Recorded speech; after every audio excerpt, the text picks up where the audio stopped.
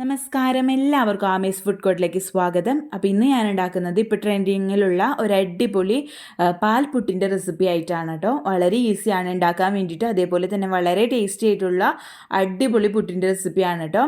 നല്ല soft and tasty ആയിട്ടുള്ള നല്ല കിഡിലും പുട്ടിൻ്റെ റെസിപ്പിയാണ്. അപ്പോൾ അതെങ്ങനെയാണ് റെഡിയാക്കുന്നതെന്നും കൂടി നമുക്ക് നോക്കാം.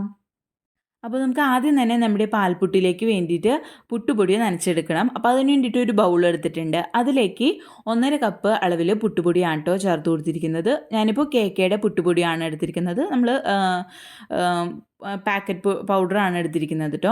നമ്മളുടെ വീട്ടിൽ സാധാരണ പൊടിച്ച് വറുത്തെടുക്കുന്ന പൊടിയും ആണെങ്കിലും ഉപയോഗിക്കാം കേട്ടോ. ഇനി ഇതിലേക്ക് ആവശ്യത്തിനുള്ള വെള്ളം ഒഴിച്ചു കൊടുക്കാം. ഞാൻ 1 കപ്പ് എന്ന് പറയുന്നത് 250 ml ആണ് കേട്ടോ എടുത്തിരിക്കുന്നത്. അപ്പോൾ 1.5 കപ്പ് പൊടിയിലേക്ക് ആവശ്യത്തിനുള്ള വെള്ളം ഒഴിച്ചു കൊടുക്കാം.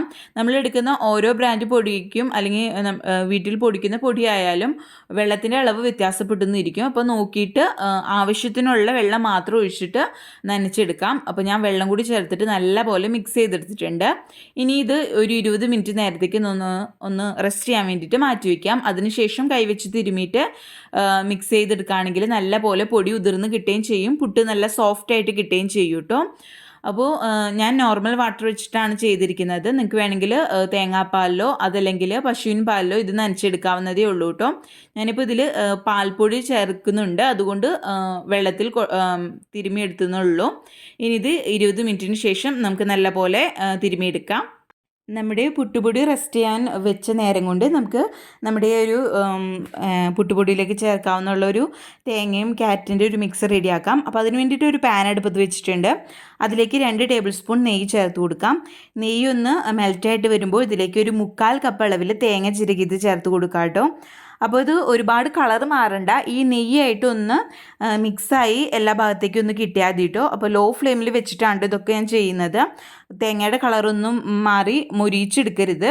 നല്ലപോലെ നെയ്യായിട്ട് എല്ലാ ഭാഗത്തേക്കും മിക്സായി ചെറുതായിട്ടൊന്ന് ചൂടായിട്ട് വരുമ്പോൾ നമുക്കിതിലേക്ക് പഞ്ചസാര ചേർത്ത് കൊടുക്കാം. ഇത് ഓപ്ഷണലാണ് കേട്ടോ. നിങ്ങൾക്ക് ഇനി മധുരം വേണ്ട, ഉപ്പിൽ മതിയെങ്കിൽ ഈ ഒരു സ്റ്റെപ്പ് സ്കിപ്പ് ചെയ്യാം. അതേപോലെ ഞാൻ പാൽപ്പൊടി ചേർക്കുന്നുണ്ടല്ലോ, അതും സ്കിപ്പ് ചെയ്തിട്ട് നിങ്ങൾക്ക് പാലിൽ കുഴച്ചെടുത്താൽ മതി നമ്മുടെ പുട്ടുപൊടി. അത് ശ്രദ്ധിച്ചാൽ മതി കേട്ടോ. അപ്പോൾ ഇതാ നമ്മൾ ചേർത്ത പഞ്ചസാരയും നല്ലപോലെ മെൽറ്റായിട്ട് വന്നിട്ടുണ്ട്, എല്ലാ ഭാഗത്തേക്കും ആയി വന്നിട്ടുണ്ട് കേട്ടോ. ഇനി ഇതിലേക്ക് നമുക്ക് ക്യാരറ്റ് ചേർത്ത് കൊടുക്കാം. ഒരു 1/3 കപ്പ് ക്യാരറ്റാണ്, ഒരു ചെറിയ ക്യാരറ്റ് ഗ്രേറ്റ് ചെയ്തതാണ് ഇട്ട് കൊടുത്തിരിക്കുന്നത്. അതും ഇതിലിട്ടിട്ട് ഒന്ന് നല്ലപോലെ മിക്സ് ചെയ്തെടുക്കാം. നമ്മളിത് ഒരുപാട് വഴറ്റേണ്ട ആവശ്യമില്ല, എല്ലാ ഭാഗത്തേക്കും തേങ്ങയൊക്കെ ആയിട്ട് ഒന്ന് മിക്സായി കിട്ടിയാൽ മാത്രം മതി. അതിനുശേഷം നമുക്ക് ഫ്ലെയിം ഓഫ് ചെയ്യാവുന്നതേ ഉള്ളൂ. ഇനി ഇത് ചൂടാറിയതിന് ശേഷം നമ്മുടെ പുട്ടുപൊടിയിലിട്ടിട്ട് നമുക്ക് നല്ലപോലെ മിക്സ് ചെയ്ത് എടുക്കാവുന്നതേ ഉള്ളൂ കേട്ടോ. അപ്പോൾ ഇത് ചൂടാറാൻ വേണ്ടിയിട്ട് മാറ്റി വയ്ക്കാം. അപ്പോൾ ഇതാ നമ്മൾ പുട്ടുപൊടി റെസ്റ്റ് ചെയ്യാൻ വെച്ചിട്ട് 20 മിനിറ്റ് കഴിഞ്ഞിട്ടുണ്ട്. ഇനി നമുക്ക് നമ്മുടെ പുട്ടുപൊടി നല്ലപോലെ കൈവച്ചിട്ട് തിരുമ്മി അതിലെ കട്ടകളൊക്കെ ഉടച്ച് നല്ലപോലെ മിക്സ് ചെയ്തെടുക്കാം കേട്ടോ. അപ്പോൾ ഞാൻ പറഞ്ഞ പോലെ മധുരം ഒഴിവാക്കാൻ താല്പര്യമുള്ളവരാണെങ്കിൽ നമ്മൾ പാൽപ്പൊടി ചേർക്കേണ്ട. പാൽപ്പൊടിക്ക് പകരമായിട്ട് നമ്മൾ ഇപ്പോൾ വെള്ളം വെച്ചിട്ടാണല്ലോ ഇത് നമ്മുടെ പുട്ടുപൊടി നനച്ചെടുത്തിരിക്കുന്നത്. അതിന് പകരം തേങ്ങാപ്പാലോ അതല്ലെങ്കിൽ പശുവിൻ പാൽ വെച്ചിട്ട് നല്ലപോലെ നനച്ചെടുത്താൽ മതി.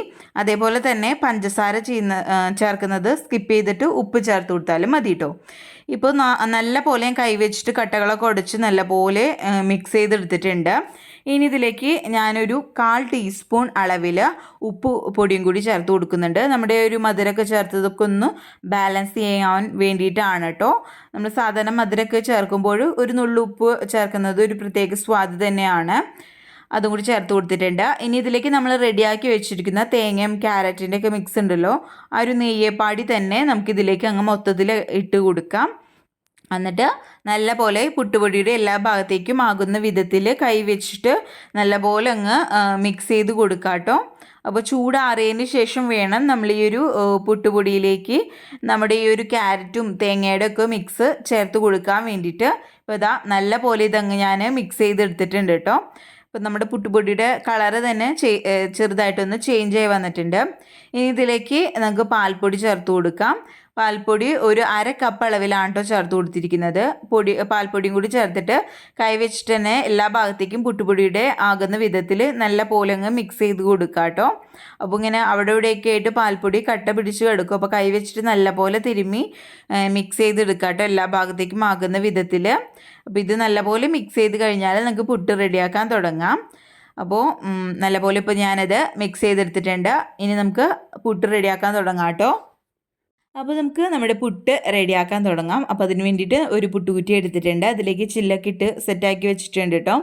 ഇതിലേക്ക് ഞാൻ കുറച്ച് എക്സ്ട്രാ തേങ്ങയും കൂടി എടുത്തിട്ടുണ്ട്. നമ്മളിനി സാധാരണ പുട്ട് ചുടുന്ന പോലെ തന്നെ നമുക്ക് ആദ്യം തേങ്ങ ഇട്ട് കൊടുക്കാം. അതിനുശേഷം പുട്ടുപൊടി, തേങ്ങ എന്നുള്ള രീതിയിൽ നമുക്ക് ലെയറായിട്ട് ഇട്ട് കൊടുത്തിട്ട് പുട്ട് ആവിയിൽ വേവിച്ചെടുക്കാം കേട്ടോ. അപ്പോൾ നമ്മൾ പുട്ടുകുറ്റിയിൽ ഇങ്ങനെ പൊടിയൊക്കെ ഇട്ട് കൊടുക്കുന്നതിനേക്കാൾ മുന്നായിട്ട് വെള്ളം അടുപ്പത്ത് തിളപ്പിക്കാൻ വേണ്ടിയിട്ട് വെക്കാം കേട്ടോ. പുട്ടുകുടത്തിൽ അത് പ്രത്യേകം ശ്രദ്ധിക്കുക. വെള്ളം നല്ലപോലെ തിളച്ച് വന്നതിന് ശേഷമാണ് കേട്ടോ നമ്മൾ ഈ ഒരു പുട്ടുകുറ്റി വെച്ച് കൊടുക്കുന്നത്. അപ്പോൾ നല്ല പോലെ നമ്മൾ ലെയറായിട്ട് ഇത് സെറ്റ് ചെയ്തെടുത്തിട്ടുണ്ട്. നല്ല ടേസ്റ്റാണ്, കുട്ടികൾക്കും മുതിർന്നവർക്കും ഒരേപോലെ ഇഷ്ടപ്പെടുന്ന ഒരു അടിപൊളി പുട്ടിൻ്റെ റെസിപ്പിയാണ് കേട്ടോ. അപ്പോൾ ഞാൻ അവസാനമായിട്ട് അതിൻ്റെ മുകളിൽ കുറച്ച് തേങ്ങയും കൂടി വെച്ചിട്ട് മൂടി വെച്ചിട്ട് അടച്ചിട്ട് നമുക്കിനി ഇത് അടുപ്പത്തേക്ക് മാറ്റാം. വെള്ളമൊക്കെ നല്ല പോലെ വെട്ടി തിളച്ച് വന്നിട്ടുണ്ട് കേട്ടോ. ഇനി ഇത് നല്ല പോലെ ആവി വരുന്നത് വരയ്ക്കും ഹൈ ഫ്ലെയിമിൽ വെക്കാം. അതിനുശേഷം ലോ ഫ്ലെയിമിൽ വെച്ചിട്ട് നല്ല പോലെ ആവി വെച്ചിട്ട് ഇത് വേവിച്ചെടുക്കാം. അപ്പോൾ ഇതാ നമ്മുടെ പുട്ട് ഇവിടെ റെഡി ആയിട്ടുണ്ട്. അപ്പോൾ എല്ലാ പുട്ടും നമുക്ക് ഇതേപോലെ തന്നെ റെഡിയാക്കി എടുക്കാം കേട്ടോ. അപ്പോൾ ഞാനൊരു പാത്രത്തിലേക്ക് ഇത് കുത്തിയിട്ട് കൊടുക്കുന്നുണ്ട്. അപ്പോൾ നല്ല പെർഫെക്റ്റ് ആയിട്ട് തന്നെ നമുക്ക് നമ്മുടെ പുട്ട് കിട്ടിയിട്ടുണ്ട്. ഇപ്പോൾ ട്രെൻഡിങ്ങിലുള്ള ഒരു അടിപൊളി നല്ല ടേസ്റ്റിയും അതേപോലെ തന്നെ വളരെ ഈസി ആയിട്ട് ഉണ്ടാക്കാൻ പറ്റുന്ന ഒരു പുട്ടിൻ്റെ റെസിപ്പിയാണ്. ഒട്ടും ഒരു കറിയും വേണ്ട നമുക്കിത് കഴിക്കാൻ വേണ്ടിയിട്ട്. ഇത് തനിയെ കഴിക്കാൻ തന്നെ നല്ല ടേസ്റ്റാണ് കേട്ടോ. അപ്പോൾ എല്ലാവർക്കും ഈ വീഡിയോ ഇഷ്ടപ്പെട്ടെന്ന് വിചാരിക്കുന്നു. നല്ല ടേസ്റ്റി ആയിട്ടും അതേപോലെ നല്ല സോഫ്റ്റ് ആയിട്ടുള്ള ഒരു പുട്ടിൻ്റെ റെസിപ്പിയാണ്. വീഡിയോ ഇഷ്ടപ്പെട്ടാൽ ലൈക്ക് ചെയ്യാനും ഷെയർ ചെയ്യാനും അതേപോലെ ആദ്യമായിട്ട് കാണുന്നവരാരെങ്കിലും ഉണ്ടെങ്കിൽ ചാനൽ സബ്സ്ക്രൈബ് ചെയ്യാനും മറക്കരുത്. അപ്പോൾ അടുത്ത അടിപൊളി വീഡിയോ ആയിട്ട് വരുന്നത് വരയ്ക്കും ബൈ. താങ്ക്